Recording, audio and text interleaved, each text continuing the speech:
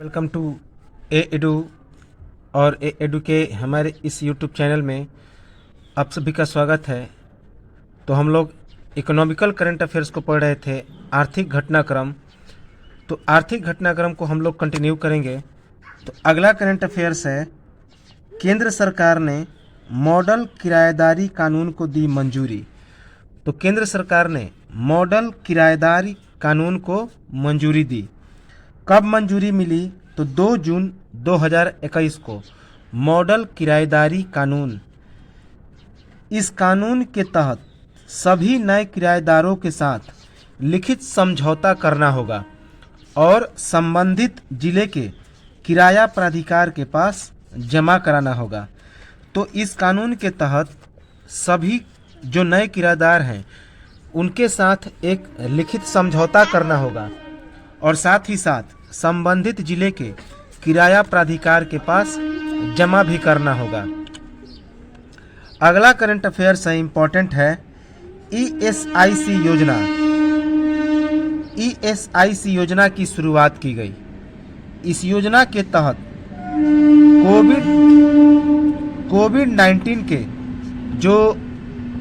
कोविड-19 के लिए क्या मिलेगा? तो लाभ मिलेगा। तो याद रखेंगे, कोविड-19 के लिए लाभ मिलेगा।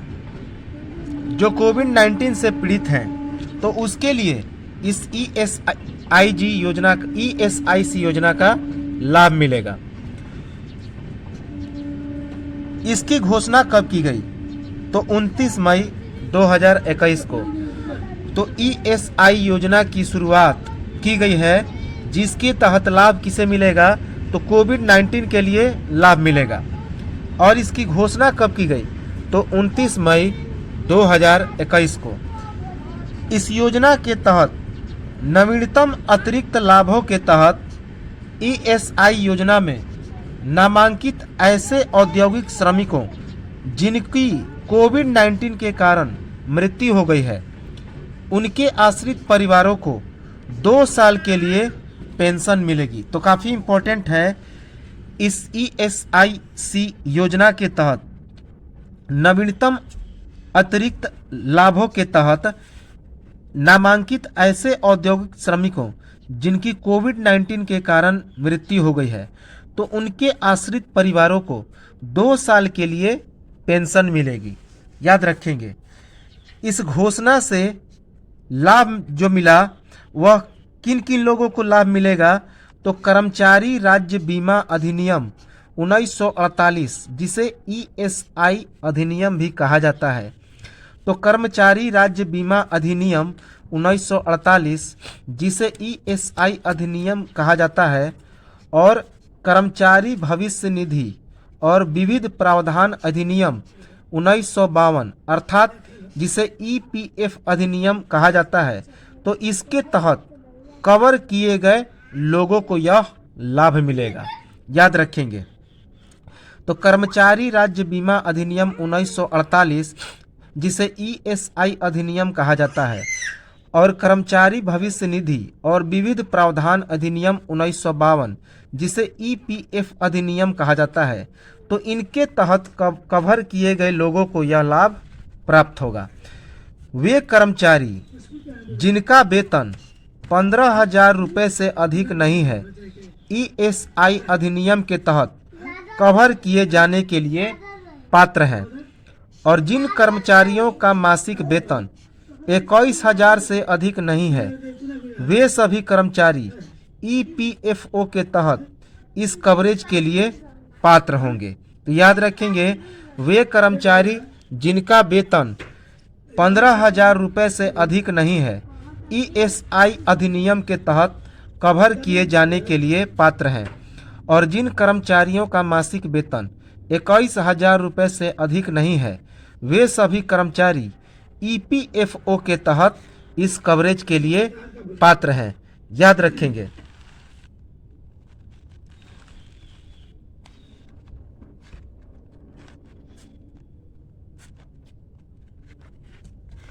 अगला करंट अफेयर्स है, काफ़ी इम्पोर्टेंट है, जल जीवन मिशन की शुरुआत की गई। तो जल जीवन मिशन के लिए केंद्र सरकार ने राज्यों को 5,968 करोड़ रुपए जारी किए। तो जल जीवन मिशन के लिए केंद्र सरकार ने राज्यों को 5,968 करोड़ रुपए जारी किए। कितने राज्यों के लिए यह रुपए जारी किया गया? तो 15 राज्यों के लिए। तो 15 राज्यों के लिए केंद्र सरकार ने 5,968 करोड़ रुपए जल जीवन मिशन के तहत जारी किए। याद रखेंगे, इम्पोर्टेंट है। अगला करंट अफेयर्स है, संयुक्त राष्ट्र की रिपोर्ट में लगाया गया वर्ष 2022 के लिए भारत की अर्थव्यवस्था में 10.1% वृद्धि दर का अनुमान। तो संयुक्त राष्ट्र की रिपोर्ट में क्या अनुमान लगाया गया कि वर्ष 2022 में भारत की अर्थव्यवस्था में कितना वृद्धि दर होगा? तो 10.1% की वृद्धि दर होगी। यह रिपोर्ट कब जारी हुआ? तो यह रिपोर्ट 11 मई 2021 को जारी हुआ। अगला इम्पोर्टेंट करंट अफेयर्स है, भारत 2027 से पहले ही जनसंख्या के मामले में चीन को पीछे पछाड़ देगा। यह रिपोर्ट में बताया गया कि 2027 से पहले ही भारत जनसंख्या के मामले में चीन को क्या करेगा? तो पछाड़ देगा। अगला करंट अफेयर्स है, आरबीआई का बड़ा फैसला, स्वास्थ्य सुविधाओं के लिए 50,000 करोड़ रुपए का कर्ज दिया। तो आरबीआई ने स्वास्थ्य सुविधाओं के लिए 50,000 करोड़ रुपए का कर्ज दिया। इसकी घोषणा कब की गई? तो आरबीआई के द्वारा इसकी घोषणा 5 मई 2021 को किया गया। आरबीआई ने अन्य सुविधाएं भी दी, जैसे कि 25 करोड़ रुपए तक लोन लेने वाले को रीस्ट्रक्चरिंग की सुविधा प्रदान की जाएगी। तो आरबीआई ने यह घोषणा किया कि 25 करोड़ रुपए तक लोन लेने वालों के लिए रीस्ट्रक्चरिंग की भी सुविधा प्रदान की जाएगी। याद रखेंगे, इम्पोर्टेंट है। अगला करंट अफेयर्स है, वेरी वेरी इंपॉर्टेंट, वित्त वर्ष 2020-21 में भारत की अर्थव्यवस्था में 7.3% की गिरावट आई। याद रखेंगे, तो वित्त वर्ष 2020-21 में भारत की अर्थव्यवस्था में 7.3% की गिरावट आई। इस आंकड़े का जो रिपोर्ट जारी किया, किसने जारी किया? तो एनएसओ अर्थात नेशनल स्टैटिस्टिकल ऑफिस अर्थात राष्ट्रीय सांख्यिकीय कार्यालय ने जारी किया। पिछले साल जो कितनी गिरावट आई थी? तो 4%, लेकिन इस साल कोविड-19 की वजह से 7.3% की गिरावट आ गई। राजकोषीय घाटा को कितना बताया गया कि वर्ष 2020-21 में भारत की जो राजकोषीय घाटा है उसमें कितनी गिरावट आई? तो 9.3%। याद रखेंगे, यह आंकड़ा किसने जारी किया? तो केंद्रीय सांख्यिकीय कार्यालय एनएसओ ने। अगला करंट अफेयर्स है, भारत सरकार को 92,122 करोड़ रुपए के अतिरिक्त लाभ के हस्तांतरण को दी मंजूरी। तो भारत सरकार ने 92,122 करोड़ रुपए के अतिरिक्त लाभ के हस्तांतरण को मंजूरी दी। कब मंजूरी मिली? तो 21 मई 2021 को। तो इसके लिए जो मंजूरी मिली वह 21 मई 2021 को मिली। इस मंजूरी का निर्णय कब निकला? तो इस मंजूरी का निर्णय आरबीआई के केंद्रीय निदेशक मंडल की 589वीं बैठक के निर्णय में निकला। तो इसकी मंजूरी का निर्णय आरबीआई के केंद्रीय निदेशक मंडल की 589वीं बैठक के निर्णय में निकला। इस अतिरिक्त लाभ के हस्तांतरण की जो अवधि है वह कब से कब तक है? तो जुलाई 2020 से लेकर 31 मार्च 2021 तक। तो इसकी जो समय निर्धारित की गई वह जुलाई 2020 से लेकर 31 मार्च 2021 तक। अगला करंट अफेयर्स है, इंपॉर्टेंट है। जीएसटी परिषद ने कोविड राहत वस्तुओं पर आयात शुल्क में छूट देने का किया फैसला। तो जीएसटी परिषद ने कोविड राहत वस्तुओं पर आयात शुल्क में छूट देने का फैसला किया। इसकी घोषणा कब की गई? तो इसकी घोषणा 28 मई 2021 को की गई। तो इसकी घोषणा 28 मई 2021 को की गई। किस बैठक में यह घोषणा हुआ? तो वित्त मंत्री निर्मला सीतारमण के द्वारा जीएसटी की 43वीं बैठक में इसकी घोषणा की गई। तो इसकी घोषणा वित्त मंत्री निर्मला सीतारमण के द्वारा जीएसटी की 43वीं बैठक के दौरान किया गया। याद रखेंगे, इंपॉर्टेंट है। यह निर्णय कब तक के लिए लागू किया गया? तो यह जो निर्णय लागू किया गया वह 31 अगस्त 2021 तक के लिए लागू किया गया। तो यह निर्णय 31 अगस्त 2021 तक के लिए लागू किया गया। अगला इंपॉर्टेंट करंट अफेयर्स है। अगला इंपॉर्टेंट करंट अफेयर्स है, भारत में व्यापार सुविधा बढ़ाने के लिए केंद्र ने कस्टम नियम IGCR 2017 में किए बदलाव। तो भारत सरकार ने व्यापार सुविधा बढ़ाने के लिए कस्टम नियम IGCR 2017 में बदलाव किया। याद रखेंगे।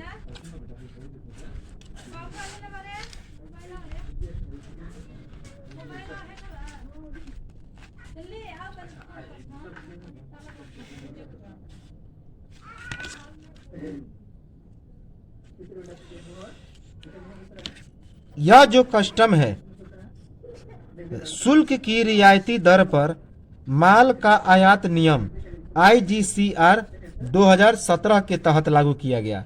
तो यह जो कस्टम है, शुल्क की रियायती दर पर माल का आयात नियम IGCR 2017 के लिए किया गया। इसकी बदलाव किसने की? तो इसकी बदलाव केंद्रीय अप्रत्यक्ष कर और सीमा शुल्क बोर्ड ने की। तो इसका जो बदलाव किया वह केंद्रीय अप्रत्यक्ष कर और सीमा शुल्क बोर्ड ने किया। याद रखेंगे। अगला इंपॉर्टेंट करंट अफेयर्स है, वेरी वेरी इंपॉर्टेंट, कि ईरान की Farzad B gas field Bharat के हाथ से निकला। तो ईरान की जो फरजाद बी गैस फील्ड है वह भारत के हाथ से निकल गया।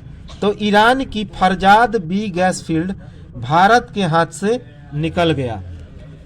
यह बी गैस फील्ड कहाँ पर है? तो पर्शियन गल्फ में।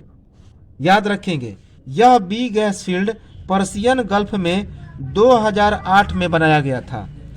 इस गैस फील्ड के खोजकर्ता कौन थे? अर्थात इस गैस फील्ड की खोज किसने की? तो ONGC विदेश लिमिटेड है। ONGC विदेश लिमिटेड ने इस गैस फील्ड की खोज की। इस रिपोर्ट को किसने जारी किया? तो इस रिपोर्ट को जारी किया ईरान की सरकारी न्यूज एजेंसी सना ने।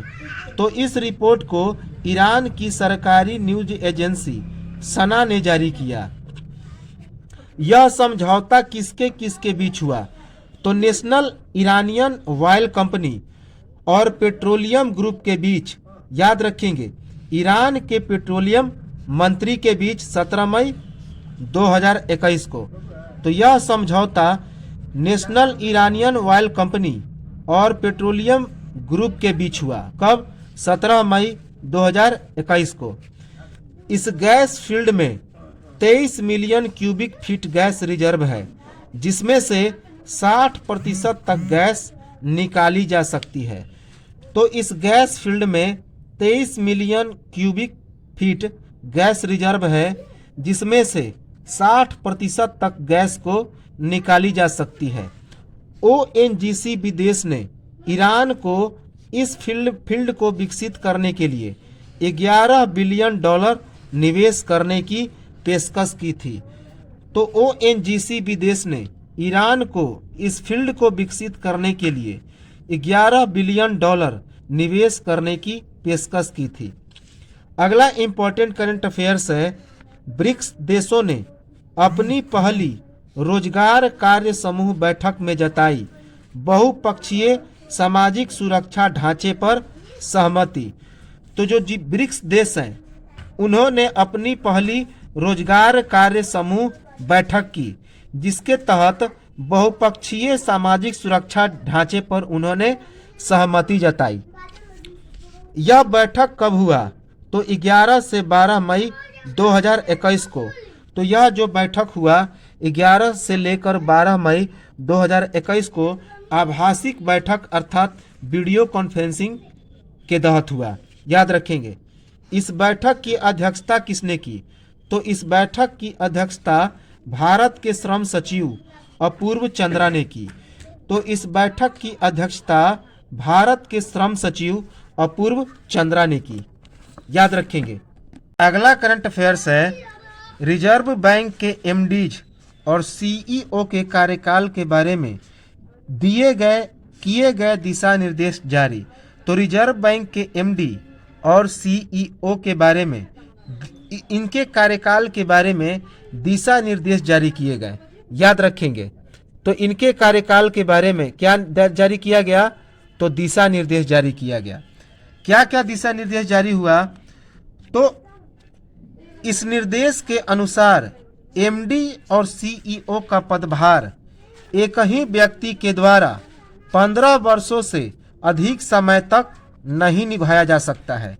तो यह दिशा निर्देश जारी हुआ कि एमडी और सीईओ का पदभार एक ही व्यक्ति के द्वारा 15 वर्षों से अधिक समय तक नहीं निभाया जा सकता है। याद रखेंगे। दिशा निर्देश कब जारी हुआ? तो 26 अप्रैल 2021 को। यह जो दिशा निर्देश जारी हुआ वह 26 अप्रैल 2021 को जारी हुआ और इस दिशा निर्देश का पालन करने की अनुमति कब से दी गई? तो 1 अक्टूबर 2021 को। तो इस दिशा निर्देश को पालन करने के लिए जो अनुमति दी गई वह 1 अक्टूबर 2021 से। अगला इंपॉर्टेंट करंट अफेयर्स है, ब्रिटेन सरकार ने दी भगोड़े आर्थिक अपराधी नीरव मोदी के प्रत्यर्पण को मंजूरी। तो ब्रिटिश सरकार ने भगोड़े आर्थिक अपराधी नीरव मोदी के प्रत्यर्पण को मंजूरी दी। कब मंजूरी मिली? तो 16 अप्रैल 2021 को। तो इसके संबंध में जो मंजूरी मिली वह 16 अप्रैल 2021 को मिली। इसकी मंजूरी किसने दी? तो यूनाइटेड किंगडम की गृह सचिव प्रीति पटेल ने।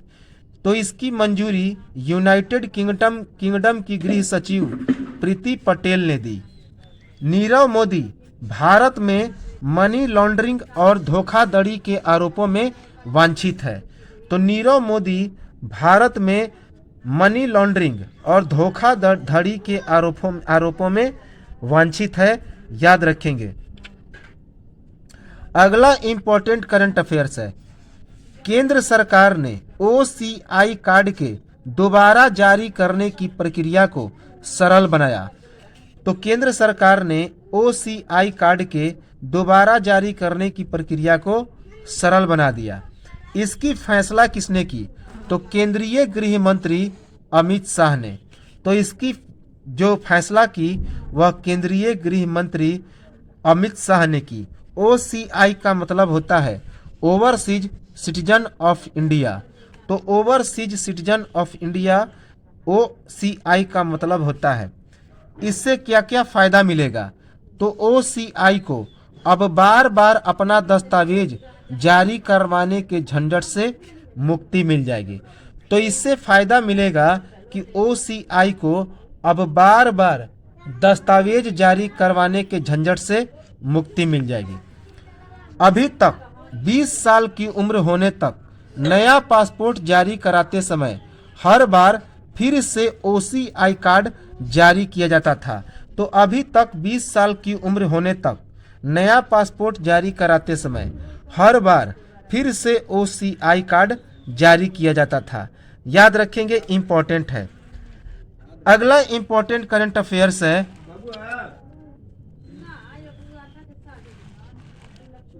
अगला इंपॉर्टेंट करंट अफेयर्स है वीवीआई है एक्सिस बैंक थेफ्ट, अर्थात एक्सिस बैंक में क्या हुआ तो चोरी हुआ। किसके द्वारा?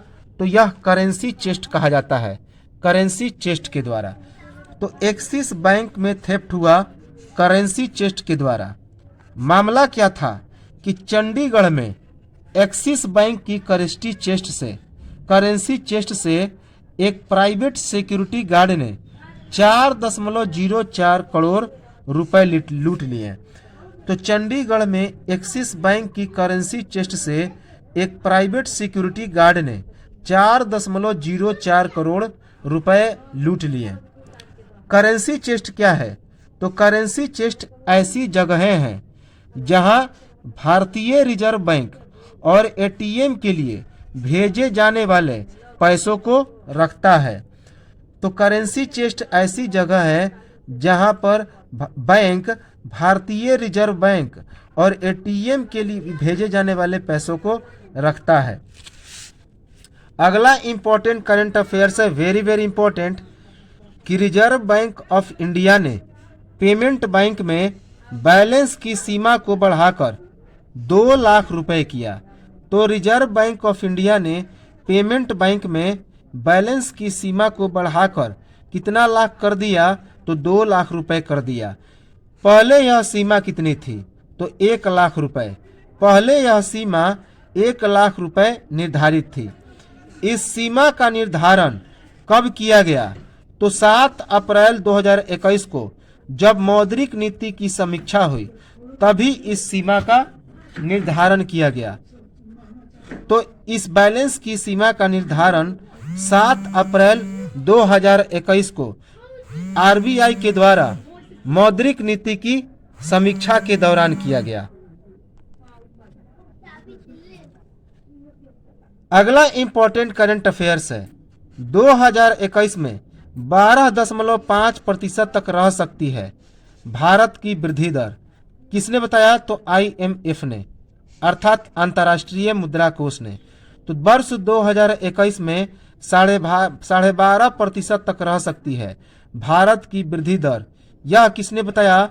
तो अंतर्राष्ट्रीय मुद्रा कोष अर्थात IMF ने।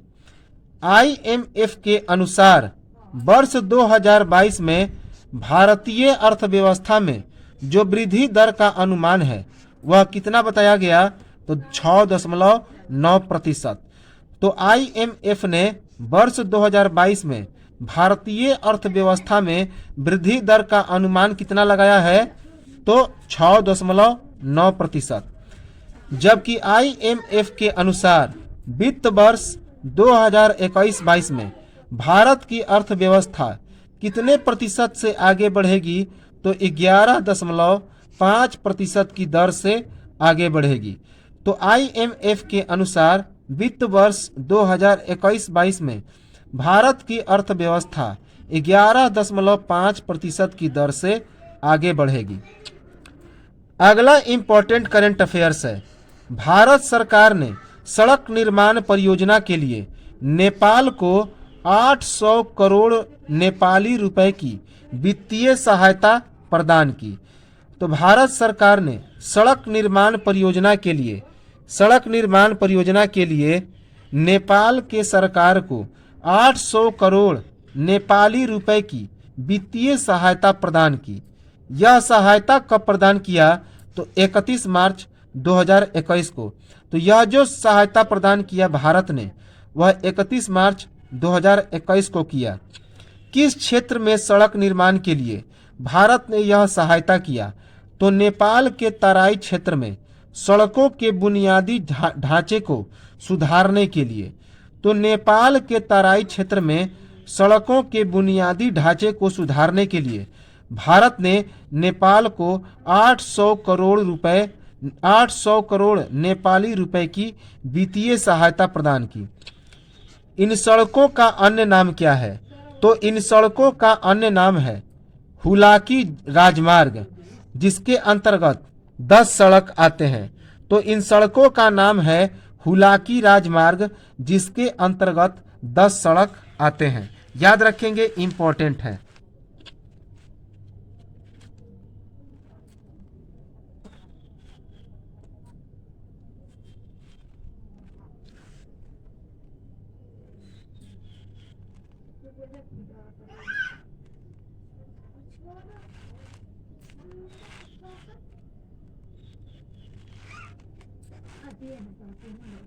अगला इंपॉर्टेंट करंट अफेयर्स है, वेरी वेरी इंपॉर्टेंट, कि वर्ष 2022 में भारत के हेल्थ केयर सेक्टर के लिए, भारत के हेल्थ केयर सेक्टर के 372 बिलियन अमेरिकी डॉलर तक पहुंचने की उम्मीद है। याद रखेंगे कि वर्ष 2022 में भारत के हेल्थ केयर सेक्टर के 372 बिलियन अमेरिकी डॉलर तक पहुंचने की उम्मीद है। इसकी रिपोर्ट किसने जारी की? तो इसकी रिपोर्ट 30 मार्च 2021 को नीति आयोग ने जारी की, अर्थात national information of transformation India. तो इसकी रिपोर्ट 30 मार्च 2021 को नीति आयोग ने जारी की। इस रिपोर्ट में क्या कहा गया कि भारत में स्वास्थ्य सेवा उद्योग वर्ष 2016 के बाद से लगभग 22% की चक्रवृद्धि ब्याज की वार्षिक दर से बढ़ रहा है। तो इस रिपोर्ट में कहा गया है कि भारत में स्वास्थ्य सेवा उद्योग वर्ष 2016 के बाद से लगभग 22% की चक्रवृद्धि ब्याज की वार्षिक दर से बढ़ रहा है। इस रिपोर्ट का शीर्षक क्या रहा? तो इस रिपोर्ट का शीर्षक था भारत के स्वास्थ्य के क्षेत्र में निवेश के अवसर। तो इस रिपोर्ट का शीर्षक था भारत के स्वास्थ्य क्षेत्र में निवेश के अवसर। अगला इंपॉर्टेंट करंट अफेयर्स है, वेरी वेरी इंपॉर्टेंट। तो क्या है? अप्रैल 2021 से 5 बड़े बदलाव किए गए। तो याद रखेंगे कि 1 अप्रैल 2021 से 5 बड़े बदलाव किए गए हैं। क्या क्या बदलाव किए गए? तो सैलरी का नया वेज कोड लागू हुआ। तो सैलरी के लिए नया वेज कोड लागू हो गया। याद रखेंगे, वेज कोड, जिसके अनुसार इन हैंड मिलने वाली सैलरी में वेतन का हिस्सा 50% कर दिया गया। तो सैलरी का नया वेज कोड लागू हो गया, जिसके अनुसार इन हैंड मिलने वाली सैलरी में वेतन का हिस्सा कितना होना चाहिए?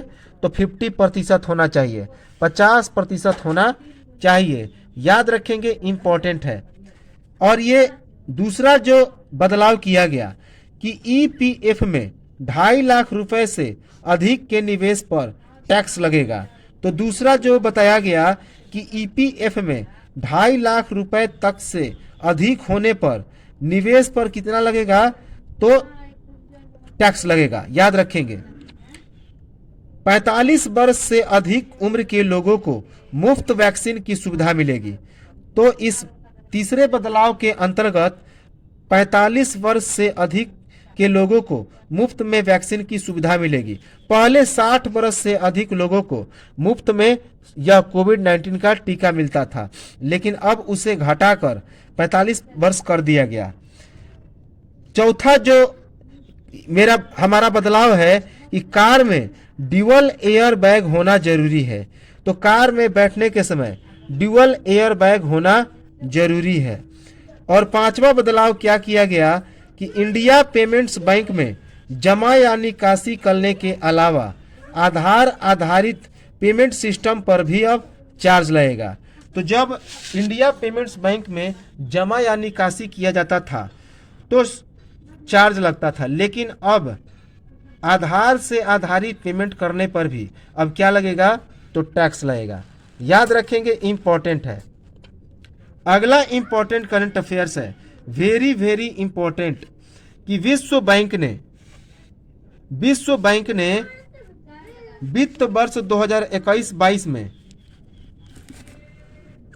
तो अगला करंट अफेयर्स है, विश्व बैंक ने वित्त वर्ष 2021-22 में भारत की आर्थिक वृद्धि दर का अनुमान कितना लगाया है? तो तो 7.5% से बढ़कर 12.5% के बीच बताया है।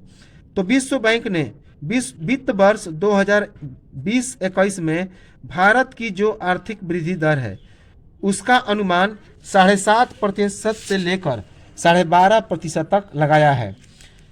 विश्व बैंक के द्वारा जारी इस रिपोर्ट का क्या नाम है? तो साउथ एशिया वैक्सीनेट्स। तो विश्व बैंक के द्वारा जारी इस रिपोर्ट का नाम है साउथ एशिया वैक्सीनेट्स। यह विधेयक याद रखेंगे। अगला इंपॉर्टेंट करंट अफेयर्स है, वेरी वेरी इंपॉर्टेंट, कि संसद ने वित्त विधेयक 2021 किया पारित। तो संसद ने वित्त विधेयक 2021 को पारित किया। कब पारित किया? तो 23 मार्च 2021 को। तो संसद ने 23 मार्च 2021 को वित्त विधेयक 2021 पारित किया। वित्त विधेयक 2021 national bank for financing infrastructure and development को 10 साल की आयकर छूट देगा और निजी क्षेत्र के विकास वित्त संस्थानों को 5 साल की छूट प्रदान करता है। तो वित्त विधेयक 2021 national bank for financial infrastructure and development IFFD को अगले 10 साल के लिए कर छूट और निजी विकास के लिए वित्त संस्थान को 5 बरस की छूट प्रदान कर दिया। याद रखेंगे। अगला करंट अफेयर्स है, इंपॉर्टेंट है, कि फिंच रेटिंग्स ने 2021-22 के लिए भारत की जो वृद्धि दर है उसका अनुमान कितना लाया? तो 12.8%। पहले यह अनुमान 11% था। तो फिंच रेटिंग ने 2021-22 के लिए भारत के वृद्धि दर अनुमान को 12.8% कर दिया और यह अनुमान पहले इस फिंच रेटिंग के द्वारा कितना था? तो 11% था। अगला इंपॉर्टेंट करंट अफेयर्स है कि केंद्र सरकार ने विकास वित्त संस्थान गठित करने के लिए वित्त विधेयक के मसौदे को मंजूरी प्रदान की। तो केंद्र सरकार ने विकास वित्त संस्थान गठित करने के लिए विधेयक के मसौदे को मंजूरी प्रदान की। यह मंजूरी कब मिली? तो 16 मार्च 2021 को। तो इसके लिए मंजूरी कब मिली? तो 16 मार्च 2021 को मिली। इसमें पूंजी का प्रस्ताव कितना रखा गया था? तो इसमें पूंजी का प्रस्ताव 20,000 करोड़ रुपए रखा गया। तो इसमें पूंजी का जो प्रस्ताव है वह 20,000 करोड़ रुपए रखा गया। इसके अंतर्गत 50% निदेशक गैर सरकारी होंगे, 100% हिस्सा सरकार का होगा और करीब 6,000 प्रोजेक्ट्स को क्या किया जाएगा? तो फंडिंग किया जाएगा। याद रखेंगे, इंपॉर्टेंट है। अगला इंपॉर्टेंट करंट अफेयर्स है, वेरी वेरी इंपॉर्टेंट, कि अमेरिका बना भारत का दूसरा सबसे बड़ा तेल आपूर्तिकर्ता। तो अमेरिका सऊदी अरब को पछाड़ करके भारत का दूसरा सबसे बड़ा तेल आपूर्तिकर्ता बन गया। अमेरिका ने किसे पछाड़ा? तो सऊदी अरब को। अमेरिका ने सऊदी अरब को इस मामले में पछाड़ दिया। याद रखेंगे, इंपॉर्टेंट है। इसका कारण क्या रहा? तो रिफाइनर्स ने ओपेक पेट्रोलियम लिमिटेड निर्यातक देशों के संगठन के द्वारा आपूर्तित कटौती की भरपाई करने के लिए अमेरिकी कच्चे तेल की खरीद की रिकॉर्ड स्तर तक क्या कर दिया? तो बढ़ा दिया। तो रिफाइनर्स ने ओपेक पेट्रोलियम निर्यातक देशों के संगठन के द्वारा आपूर्ति कटौती की भरपाई करने के लिए अमेरिकी कच्चे तेल की खरीद की रिकॉर्ड स्तर तक क्या कर दिया? तो उसे बढ़ा दिया। याद रखेंगे, इंपॉर्टेंट है। अगला करंट अफेयर्स है, कैबिनेट ने बीमा क्षेत्र में विदेशी निवेश की सीमा 74% तक बढ़ाने की मंजूरी दी। तो याद रखेंगे, कैबिनेट ने बीमा क्षेत्र में विदेशी निवेश की सीमा 74% तक बढ़ाने की अनुमति दी। याद रखेंगे, मंजूरी दी। यह बैठक कब हुआ? तो 10 मार्च 2021 को। तो इस बीमा क्षेत्र के विदेश के लिए बैठक जो हुआ वह 10 मार्च 2021 को हुआ। वर्तमान में यह सीमा कितना निर्धारित है? तो 49%। वर्तमान में इसके लिए जो सीमा है वह 49% निर्धारित है। याद रखेंगे, इम्पोर्टेंट है। अब यह बढ़कर कितना हो गया? तो 25%। अब यह पहले 49 था, अब यह 25% बढ़कर 74% हो गया। किस संशोधन में इसे मंजूरी मिली? तो बीमा कानून 1938 में संशोधन करने पर इसकी मंजूरी मिली। तो इसकी मंजूरी बीमा कानून 1938 में संशोधन के तहत मिली। और क्या क्या मंजूरी मिली? तो प्रधानमंत्री स्वास्थ्य सुरक्षा कोष का गठन किया गया। तो और मंजूरी मिली कि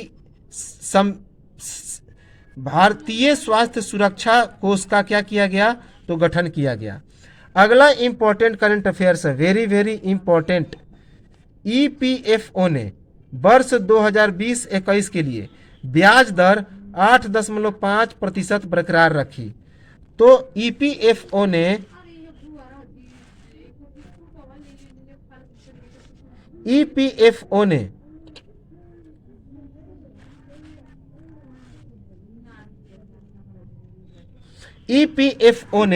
वर्ष 2022 के लिए, वर्ष 2020-21 के लिए जो ब्याज दर है वह 8.5% बरकरार रखी। इसकी घोषणा कब की गई?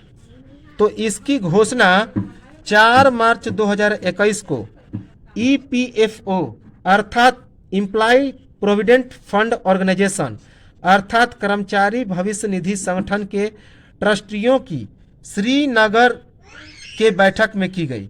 तो इसकी घोषणा 14 मार्च 2021 को ईपीएफओ अर्थात कर्मचारी भविष्य निधि संगठन के ट्रस्टियों की श्रीनगर में की गई। पिछले साल भी यह ब्याज दर कितना था? तो 8.5% था।